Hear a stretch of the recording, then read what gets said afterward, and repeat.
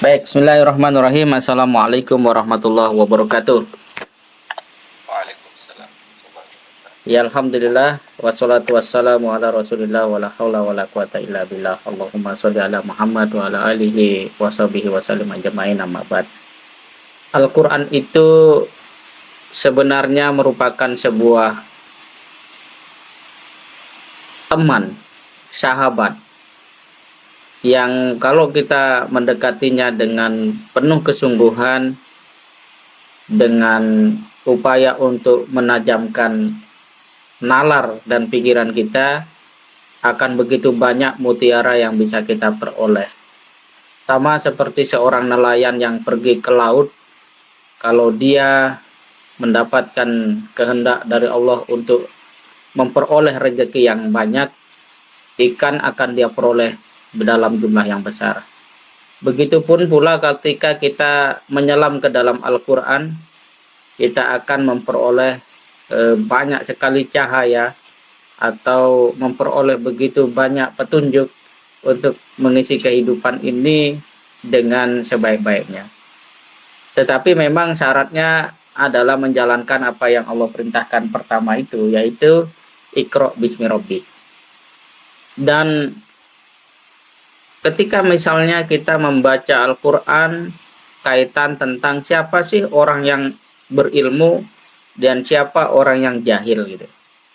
Itu lewat sebuah kisah yang Allah tuturkan, kita dapat temukan jawabannya. Kalau kita lihat di dalam surat Hud ayat ke-46 itu, Allah Subhanahu wa taala mengatakan atau berfirman, "Fala tas'alni ma laisa laka bihi ilmun." Wahai Nabi Nuh, janganlah kamu bertanya atau meminta kepadaku apa yang kamu tidak memiliki ilmu. Ini kan luar biasa. Oh, kayaknya nge-freeze tadi antum Ustaz. Bagaimana? Kayak sempat nge-freeze tadi Ustaz. Ya, oke, saya ulangi. Ya. Jadi ketika Nabi Nuh itu berdoa supaya putranya itu diselamatkan, Allah kemudian berfirman, "Ya Nuh, innahu laisa min ahlik." Wahai Nuh, bahwa putramu itu tidak termasuk keluargamu. Ini kan luar biasa. Dalam dimensi sosial empirik, yang disebut keluarga itu kan hubungan darah. Iya kan? Tetapi di dalam konsep Al-Quran, keluarga itu ternyata tidak semata-mata berkaitan dengan darah. Apalagi kalau kemudian ikatan darah itu sudah mengabaikan ikatan akidah. Nah, Islam memandang bahwa keluarga itu adalah yang seakidah. Oleh karena itu, innamal mu'minuna ikhwah, bahwa orang-orang beriman itu bersaudara. Ya, bisa disebut berkeluarga kan begitu. Dalam pengertian ada sebuah semangat untuk tolong menolong, ada sebuah kesadaran untuk saling membantu, ada sebuah keinginan untuk bersatu. Nah, itu sifat dasar tuh ketika akidah kuat. Namun ketika akidah itu lemah, bahkan sudah menyimpang, maka Allah langsung mengatakan kepada Nabi Nuh, "Innahu laisa min ahlik." Bahwa putramu itu bukan termasuk keluargamu. Kenapa? Innahu amalun ghairu sholih. Karena perbuatan dari orang-orang yang menyimpang itu pasti amalannya itu mufsid, merusak, fasad. Ya, dia hanya menghasilkan kerusakan-kerusakan. Ini menunjukkan bahwa juga selain ada ketegasan kriteria tentang keluarga di sini, sebenarnya kepada orang-orang yang memang sudah tidak lagi bisa mendengarkan nasihat, telinganya tuli dari memahami kebenaran, mata hatinya buta dari memahami kebenaran, tugas kita adalah mengambil jarak yang tegas, seperti itu.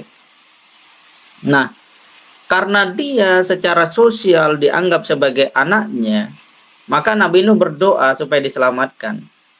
Tetapi Allah kemudian mengingatkan, fala tas'alni ma laisa laka bihi ilm.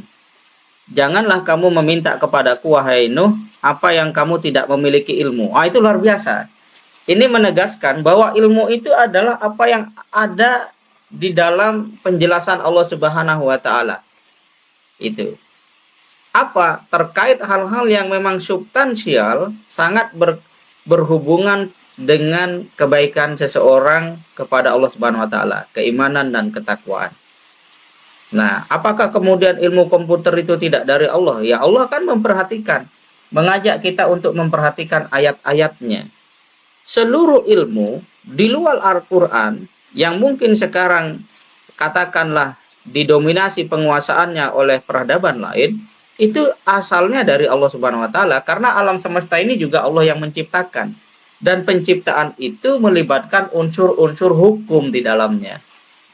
Ya, makanya ada kalau kita belajar matematika ada hukum ini, ada hukum itu gitu ya, di dalam fisika juga seperti itu. Hukum Newton dan seterusnya gitu-gitu kan. Itu untuk menggambarkan bahwa alam ini diciptakan oleh Allah dengan satu kaidah-kaidah tertentu. Ya, misalnya kalau kita mau membangun rumah mesti ada pondasi. Itu ilmu yang nggak bisa dihindari. Jangan sampai kita berpikir secara keliru atau tidak tepat ya. Misalnya, oh saya ini kan orang ahli ibadah, saya bisa bangun rumah tanpa pondasi. Itu tidak benar ya. Itu tidak benar. Tetapi level keilmuan yang Al-Quran jelaskan itu adalah level yang memang sangat dalam. Ya, ilmu itu bukan sebatas bagaimana algoritma disusun oleh pemilik perusahaan media sosial dan digital hari ini agar mereka bisa membaca perilaku manusia dan tahu apa produk yang tepat bagi mereka. Itu ilmu, tetapi ilmu yang sifatnya ilmu dekat, ilmu keuntungan, yang basisnya ilmu dagang, ilmu yang sifatnya kalkulasi, yang itu sebenarnya kalau tidak dilandasi oleh ilmu kepada Allah, itulah yang merusak. Kenapa terjadi perang dagang antara Amerika dan Cina?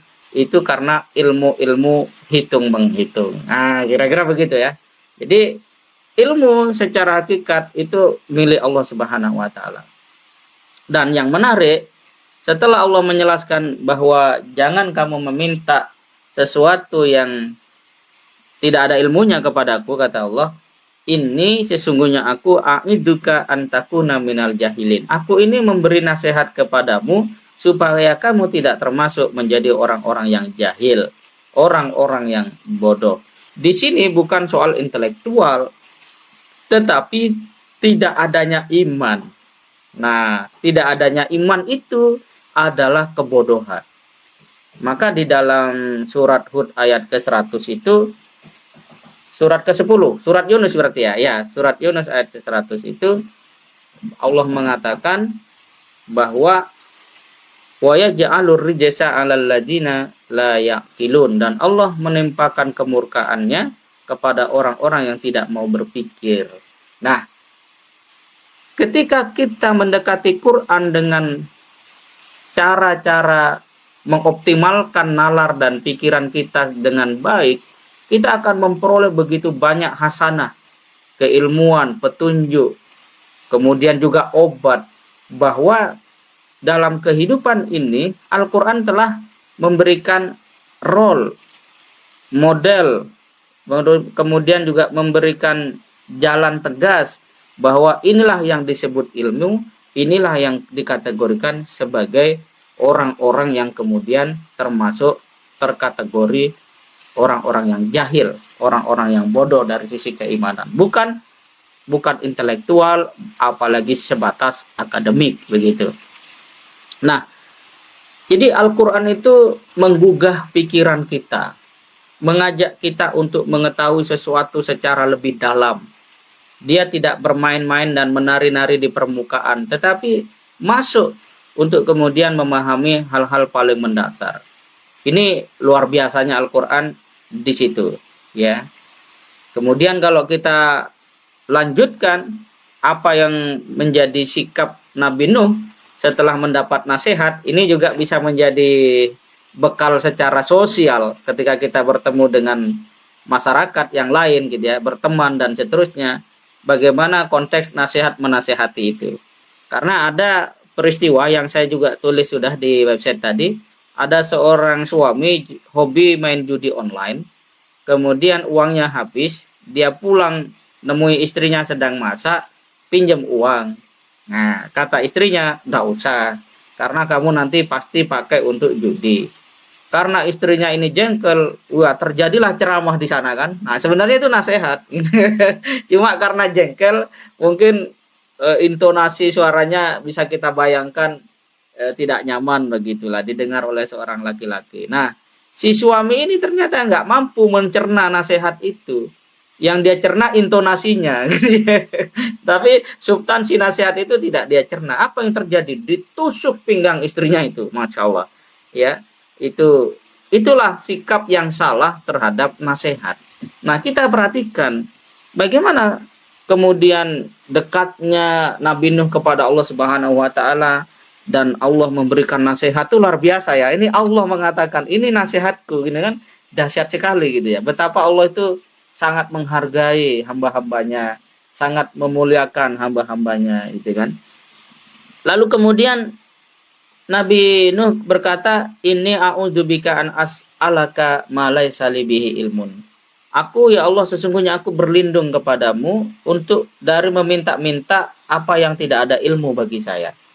Dan wa illa takfirli, jika engkau tidak mengampuniku, wa tarhamni, dan merahmatiku, aku minal khosirin, maka aku termasuk orang-orang yang rugi. Ini menarik.